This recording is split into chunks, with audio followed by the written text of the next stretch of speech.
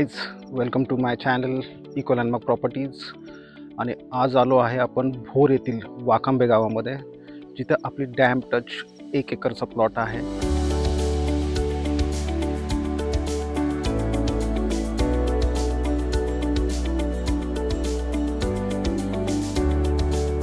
एक एकर dam touch प्रॉपर्टीची तुम्हाला पूर्ण माहिती सांगणार आहे आणि प्लॉट फिरून दाखवणार आहे. रोड कुठून आहे, लाईट कुठून आहे, सगळं दाखवतो. पाण्याचा फ्रंट किती आहे हे दाखवतो.